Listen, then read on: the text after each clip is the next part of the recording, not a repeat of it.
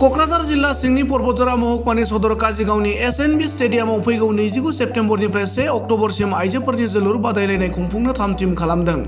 पर्बतजरायाव गिबि खेबनि थाखाय जानो गोनां आइजो जोलुर बादायलायनायाव क'क्राझार साइ FC, Alipurduar FC, Patgaon FC आरो गवालपारा जिल्लानि धुपधारा एफसिआ बाहागो लागोन होनना आइजो जोलुर बादायलायनाय खुंफुं आफादा मिथिहोनायजों लोगोसे पर्बतजरा हालामनि साफ्रोमबो जोलुर अनसायगिरि रायजो राजाफोरखौ लैहोर लैहोर फैनानै मख'नाय खालाराव जानो गोनां आइजोफोरनि खेलाखौ नायफैनानै हेफाजाब होफैनो खावलायदों।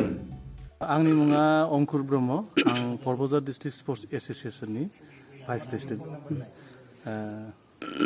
दा नैबे समाव जों नुनो मोन्दों नैबे एसएनबी काजिगाव स्टेडियामाव आइजोफोरनि जे जोलुर बादायलायनाय बे जोलुर बादायलायनायखौ नोंथांमोना खुंफुंनो थाखाय दिनैनिफ्राय साखाफारा जानायखौ नैबे समाव नुनो मोन्दों। मा खावलायगोन बे समाव रायजो राजाफोरखौ?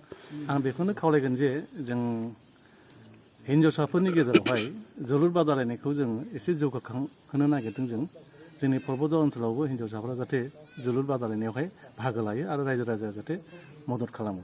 आं बेखौ गिबियाव खावलायग्रोदों। दा बेनिखायनो जोङो फैगौ सेप्तेम्बर दाननि 29 थारिख आरो अक्ट'बरनि 1 थारिखसिमनि गेजेराव जोङो वमेन फुटबल कम्पिटिसन जों मोनसे बादायलायनायनि मोनसे बेबस्था लादों, राहा लादों। बेखौ अर्गानाइज खालामदों पर्बतजरा फुटबल क्लाबा आरोखि।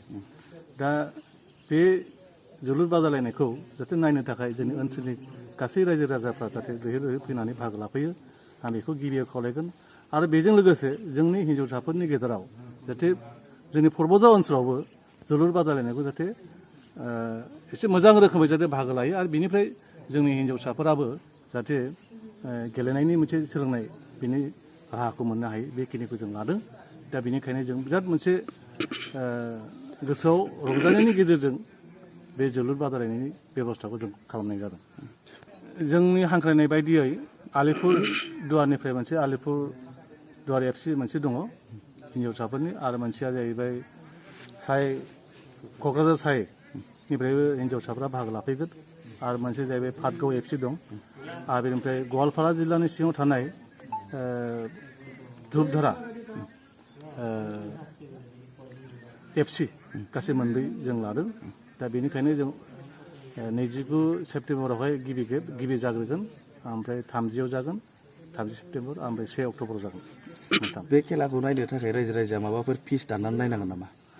बिनि थाखाय जों मोनसे बयनिबो थाखाय सुबिदा जानाय बायदि आरोखि, जाहाथे बयबो मोजाङैनो नायनो हायो। दा बिनि थाखायनो जोङो गाहायाव लादों, जोङो जेनेरेल टिकेटखौ लादों जों 30 रां, ओमफ्राय गोजौआवहाय जोङो गेलारिनि थाखाय लादों जों 40 रां, आरो बेनिफ्राय जों भिआइपिनि थाखाय 60 रां लानाय जादों।